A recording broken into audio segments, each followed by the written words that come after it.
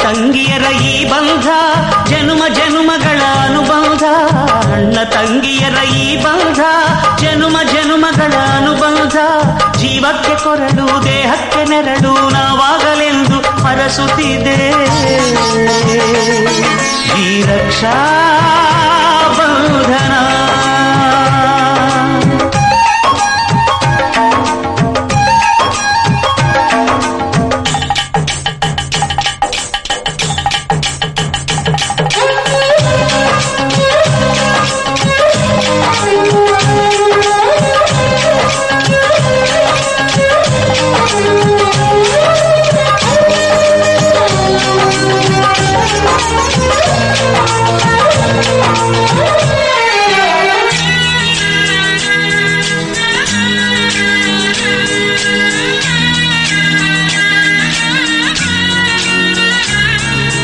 ನೀ ಹುಟ್ಟಿ ಬಂದ ಶುಭ ದಿನವೇ